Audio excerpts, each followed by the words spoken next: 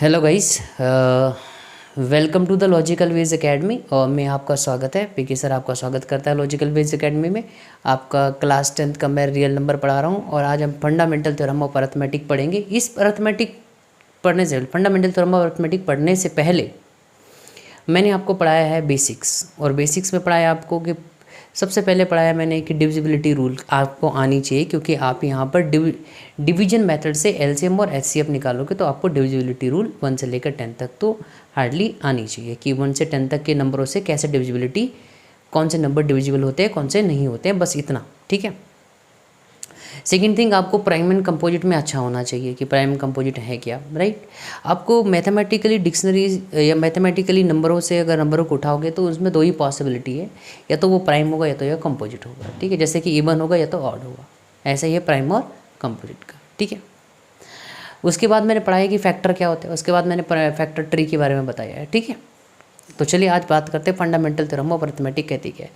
According to the fundamental theorem of arithmetic के हिसाब से बोल रहा है कि फंडामेंटल थ्योरम अरिथमेटिक के हिसाब से एवरी कंपोजिट नंबर, जितने भी कंपोजिट नंबर है, मतलब मैथमेटिकल डिक्शनरी मैंने आपको दो ही प्रोबेबिलिटी बताई थी, या तो आपका प्राइम निकलेगा तो कंपोजिट, तो जो कंपोजिट हैं उन नंबरों के बारे में बोल रहा है कैन बी रिटर्न, उनको हम लिख सकते हैं या फैक्टर में लिख सकते हैं as a product of prime. Factor कौन होंगे वो, as a product of prime, अभाज्य के गुणन में हम लिख सकते हैं किसी भी भाज्य नंबर को, राइट, ये हिंदी में हो गया। एंड दिस फैक्टराइजेशन एक्सप्रेस कर सकते हैं apart from the order in which the prime factor occurs, और ऑर्डर मायने नहीं रखता है, ऑर्डर क्या नहीं रखता है, मायने नहीं रखता है, ठीक है। तो composite number is equal to the product of prime number होता है, ठीक है। तो चलिए सेकंड डेफिनेशन भी देख लेते हैं। ये कंक्लूजन है यहाँ पर कि composite number is equal to product of primes. अभी देखेंगे, बोल रहे एनी इंटीजर ग्रेटर देन 1 लो, कोई भी इंटीजर, मैंने बोला ना मैथमेटिकल डिक्शनरी वर्ड से कोई भी नंबर उठाओ उसमें से नंबर 1 से बड़ा होना चाहिए, आइदर भी ये प्राइम है तो वो खुद में एक प्राइम नंबर होगा, अगर वो प्राइम नंबर नहीं है तो उसे हम प्रोडक्ट ऑफ प्राइम नंबर हम लिख सकते हैं, can be written as the product of prime में हम लिख सकते हैं। अच्छा एग्जाम्पल देख लेते हैं, एग्जाम्पल के थ्रू अच्छे से समझ में आता है बच्चों। एग्जाम्पल देख लेते हैं। 1 हम नहीं लेंगे क्योंकि 1 नाइदर प्राइम नॉर कंपोजिट, और यहाँ पर हम प्राइम और कंपोजिट पर फोकस कर रहे हैं, ठीक है। 2 एक प्राइम नंबर है, तो आपने बोला है, अभी हम कंपोजिट के बारे में ऊपर वाली डेफिनेशन में बोल रहे हैं, अभी हमको प्राइम नंबर मिला है तो प्राइम नंबर में ही लिखा जाएगा, उसके कोई अदर फैक्टर नहीं होते हैं। फैक्टर किसके होते हैं, कंपोजिट के। 3 भी एक प्राइम नंबर है तो मैं 3 लिख लेता हूँ। 4 एक कंपोजिट नंबर है तो मैं 4 को लिख सकता हूँ 2 × 2, और ऐसे लिख सकता हूँ 2⁻2। जब बेस सेम होता है, यानी कि बेस का मतलब है ये 2 सेम होते हैं तो पावर गेट एडेड होती है मल्टीप्लिकेशन में, ठीक है। तो चलिए अगर 5 के बाद बात करूँ तो 5 भी एक प्राइम नंबर है। देखो डेफिनेशन को फॉलो कर रहा है, कंपोजिट नंबर को हम क्या लिख सकते हैं, प्रोडक्ट ऑफ प्राइम नंबर। 2 क्या है, एक हमारे पास प्राइम नंबर, डेफिनेशन को फॉलो कर रहा है। 5 अभी इसने ऊपर वाले में कंपोजिट बोला, प्राइम के बारे में नहीं बोला, मगर नीचे वाले डेफिनेशन साफ साफ बोला अगर प्राइम है तो प्राइम में ही रहेगा, राइट। अगर 6 से कंपोजिट नंबर है तो any composite number can be written as the product of prime number, और ऑर्डर मैटर नहीं करता है, चाहे आप इसे 2 × 3 लिखो या 2 × 3 लिखो या 3 × 2 लिखो, मैटर नहीं करता है। और सबसे बड़ी बात है, ये 3 फैक्टर है 3 का, 3 फैक्टर है 6 का, और 2 भी फैक्टर है किसका है, 6 का, क्योंकि 3 भी डिवाइड करता है 6 को और 2 भी डिवाइड करता है 6 को, इसलिए क्या कहलाएगा, फैक्टर। और बात, क्योंकि ये साथ में साथ प्राइम नंबर भी हैं, अभी हमने जाना कि 2 और 3 क्या है, प्राइम नंबर भी है, तो इसे हम इसे बोलते हैं प्राइम फैक्टराइजेशन, ठीक है, प्राइम फैक्टर बोलते हैं हम इसे, और करने वाले मेथड को बोलते हैं प्राइम फैक्टराइजेशन, ठीक है। 24 ले लो, 8 × 3 = 24, अभी भी ये कंपोजिट नंबर है, हमें इसे बदलना होगा प्राइम, 2⁻3 × 3। तो देखो any composite number can be written as a product of prime number, ये ट्रू है, ये हमारा क्या है, एक यूनिवर्सल ट्रुथ हो गया, ठीक है। अब भाई एक एग्जांपल ले लेते हैं, हम कौन सा एग्जांपल, देखिए ज़रा एग्जांपल ले लेते हैं 230 का। तो 230 को अगर आप लिखना चाहोगे तो एलसीएम मेथड से यूज करो, एलसीएम मेथड से यूज करूँ तो सबसे पहले 2 1 जा 2, 2 1 जा 2, 2 5 जा 10, फिर 5 से आएगा, 5 2 जा 10, क्योंकि ये 3 से जाता नहीं इसलिए 5 से, 5 3 जा 15, 23 एक प्राइम नंबर है। तो वैसे तो प्राइम नंबर पे आपको रुक जाना चाहिए, मगर टीचर बताता था कि जब यहाँ पर 1 है तब आप वहाँ पर रुक जाओ। तो 23 1 जा 23, ठीक है। तो ये आ गया फैक्टर, तो ये आ गए भाई फैक्टर कौन कौन से, 2 × 5 × 23। तो कुछ स्मार्ट बच्चे भी हमारे पास जो 230 को इस तरीके से समझते हैं, 23 × 10, और इसे क्या लिखते हैं, 23 × 10 को लिखते हैं 5 × 2। देखो दोनों ही सेम आए, ऑर्डर डजन मैटर। देखो यहाँ ऑर्डर में पहले 2 5 23 है, यहाँ 23 5 2 है, तो ऑर्डर डजन मैटर, हमारे आंसर पर कोई फ़र्क नहीं पड़ता है। और एक कंपोजिट नंबर है, इसको हमने प्रोडक्ट ऑफ प्राइम नंबर हमने इजीली लिख पा रहे हैं, ठीक है। तो डेफिनेशन इज़ ट्रू, ठीक है। तो डेफिनेशन ये ट्रू होगी। अब चलते हैं next part, expansion of the rational number. अभी समझ लेते हैं कि डेसिमल होता क्या है। कि देखिए जब भी कभी हम डिवीजन करेंगे, जैसे कि सपोज मेरे पास ए को मैं डिवाइड कर रहा हूँ बी से, सो मैं इसे लिख सकता हूँ a/b। तो जो हमारा क्वेश्चन है, जो यहाँ पर रिज़ल्ट आएगा, जो क्वेश्चन का जो हमारे पास रिज़ल्ट आएगा, या तो वो डेसिमल में होगा, और ये अगला केस विदाउट डेसिमल। यानी कि जब हम डिवाइड करते हैं तो हमारे पास सिर्फ 2 ही केस बनते हैं, या तो क्वेश्चन में डॉट डॉट डॉट डॉट, यहाँ हमारा डिवीजन चल रहा है, हो सकता है रिमाइंडर 0 आ जाए, हो सकता है रिमाइंडर 0 ना आ जाए, ठीक है। ये केस हमारा हो सकता है, ठीक है। अब देखिए क्या है, जब भी कभी हम डिवाइड करते हैं तो 2 ही केस पॉसिबल होते हैं, या तो रिज़ल्ट हमारे पास डेसिमल में आएगा, या रिज़ल्ट हमारे पास विदाउट डेसिमल में आएगा। जैसे समझ लेते हैं 1/4 का आंसर जब हम सॉल्व करेंगे तो 4 को डिवाइड करना है, 1 को डिवाइड करना है 4 से, पॉइंट लगाएंगे 0, 4 2 जा 8, ये पॉइंट लगाएं, ठीक है। 4 2 जा 8, कैरी 2 0 लगेगा, 4 5 जा 20। तो देखिए रिमाइंडर 0 आ गया, तो ये हमारा डेसिमल में आ गया। तो ये आ गया डेसिमल एक्सपेंशन जब भी कभी हम डिवाइड करते हैं। और जब कभी हम डिवाइड कर देते हैं, जैसे कि 12 डिवाइड बाई 4 कर लो, तो हमारा रिज़ल्ट एग्जैक्टली पूरा का पूरा कट जाता है, 12, 4 3 जा 12। और ये देखिए रिमाइंडर में, क्वेश्चन में कभी भी क्या है, रिमाइंडर 0 हो गया, और क्वेश्चन रिमाइंडर दोनों ही जगह 0 हुआ, मगर क्वेश्चन में देखने को मिला, यहाँ पर आपको डेसिमल फॉर्म देखने को मिली, और यहाँ पर क्या देखने को मिला, विदाउट डेसिमल। तो हम बात कर रहे हैं डेसिमल फॉर्म, ऐसे डिवीजन की बात कर रहे हैं जहाँ पर डेसिमल आता हो, विदाउट यानी कि परफेक्ट डिवीजन के बारे में बात हम नहीं कर रहे हैं, ठीक है।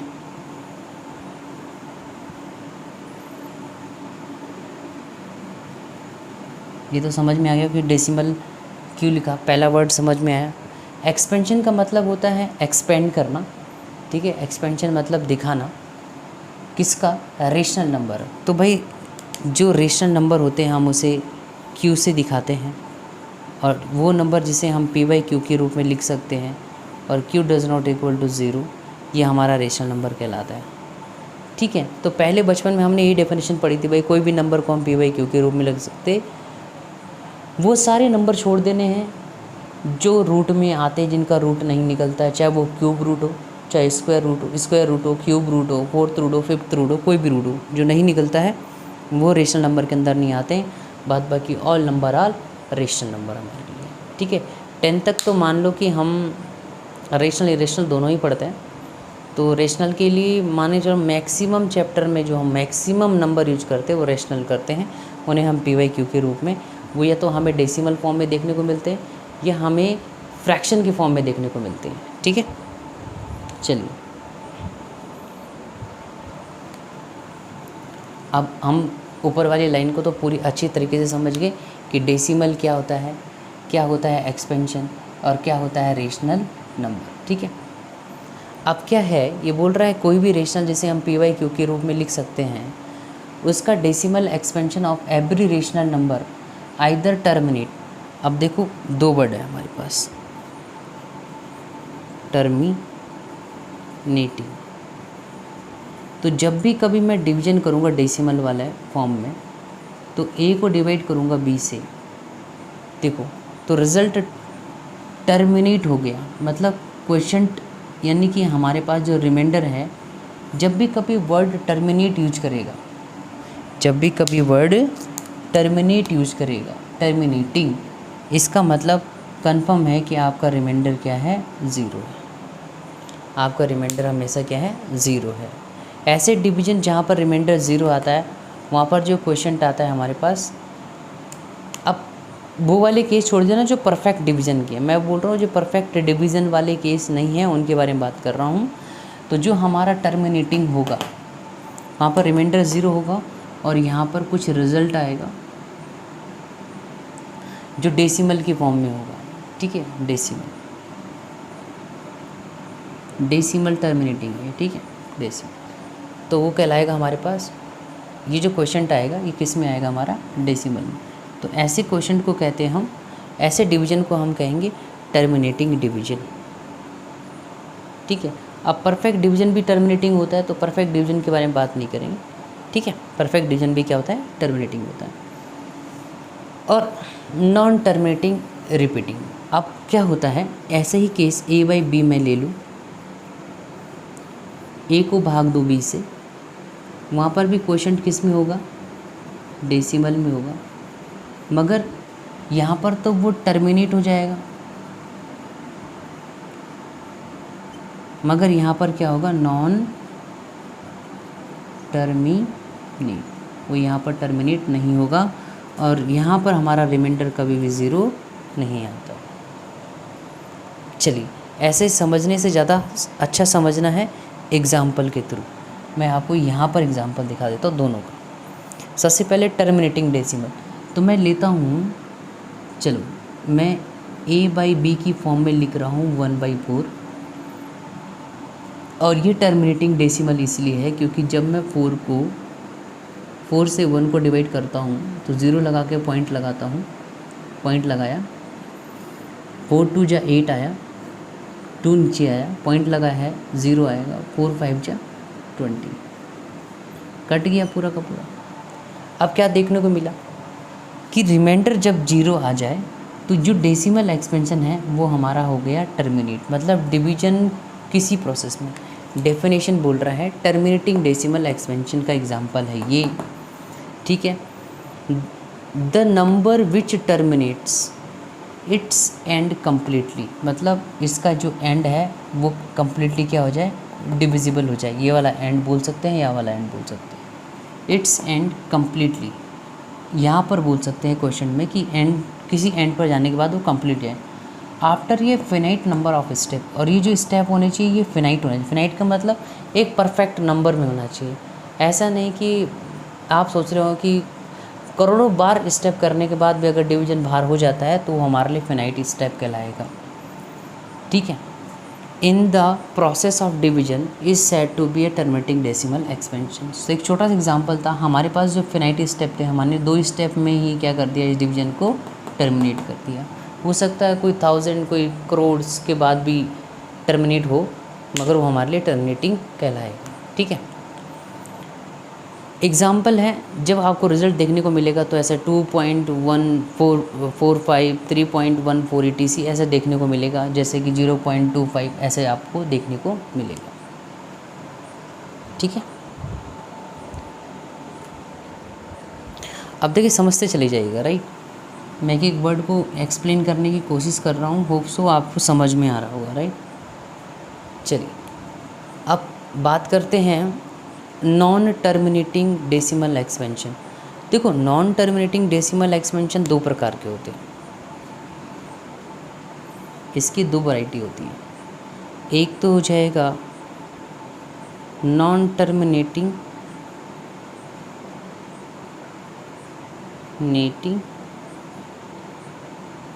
मगर repeated, non terminating repeating decimal. और दूसरा एग्जाम्पल आपको देखने को मिलेगा, ना ही वो टर्मिनेट होगा, non terminating,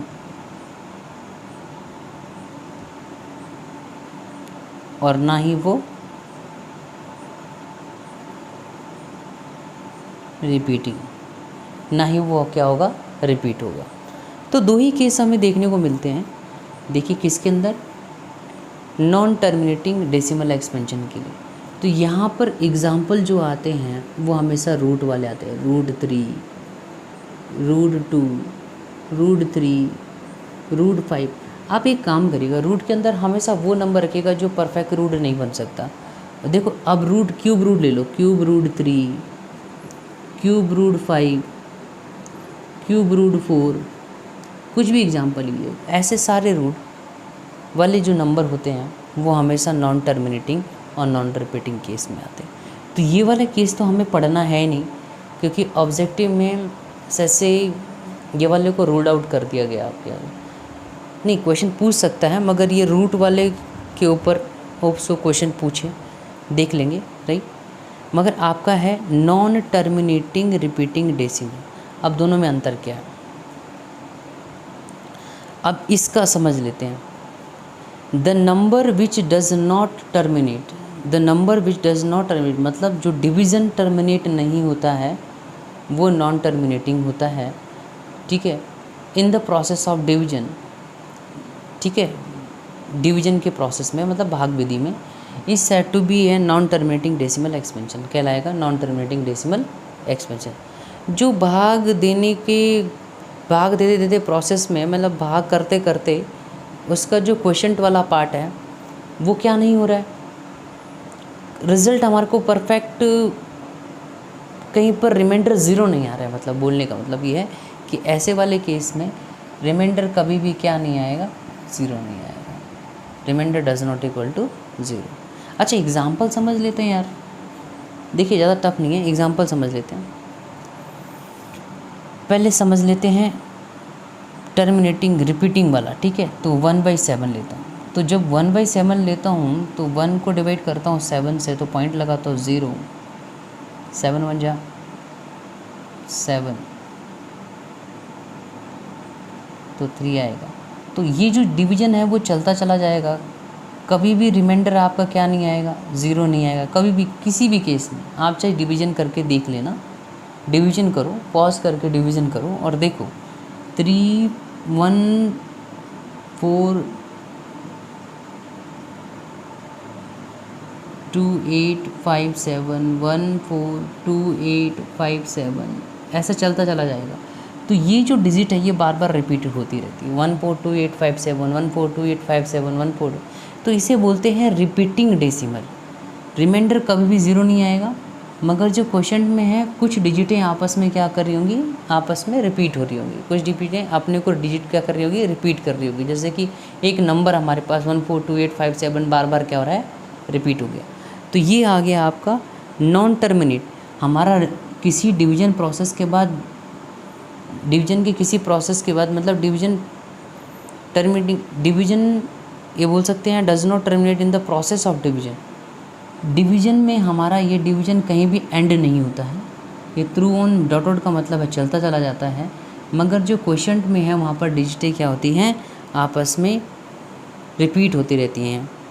terminating decimal expansion, और ऐसे को हम कहेंगे non terminating decimal expansion. Terminate नहीं होता है, नॉन टर्मिनेटिंग, और यहाँ पर भी क्या होता है आपका डॉट डॉट डॉट चलता चला जाता है। ये तो एग्जाम्पल था। नॉन टर्मिनेटिंग, ना ही वो टर्मिनेट हो रहा है, मगर एक बात देखने को मिल रही है, डिजिट अपने आप को क्या कर रही है, रिपीट कर रही है। दूसरा केस है नॉन टर्मिनेटिंग रिपीटिंग डेसिमल, और इसमें रूट वाले सारे नंबर आते हैं, और रूट वाले नंबरों को सॉल्व करने के लिए वो अगली बार देखेंगे, ठीक है। इस बार ये समझ लीजिए आप, देखिए आपके लिए इतना इम्पोर्टेंट नहीं है, तो हमारे पास टाइम कम है, तो फोकस नहीं करना है ऐसी चीज़ों पे अभी फ़िलहाल बोल रहा हूँ। वैसे हम इसके बारे में पूरा एक लेक्चर दूंगा, ठीक है। तो ये रूट वाले सवालों को रूट कैसे सॉल्व करना है, क्या वगैरह वगैरह, ठीक है। तो जैसे कि कोई भी रूट ले लीजिए, ये वाला रूट ले लीजिए, राइट, और कोई भी रूट को सॉल्व करके देखिए, कभी भी वो नहीं आता। इसीलिए आपको मान के चलिए कि आपकी एक थ्योरी बन गई है कि भाई कभी भी जो रूट वाले जिनका रूट नहीं निकलता है वो नॉन टर्मिनेटिंग नॉन रिपीटिंग होते हैं, बस एक वर्ड याद हो, ठीक है। चलिए।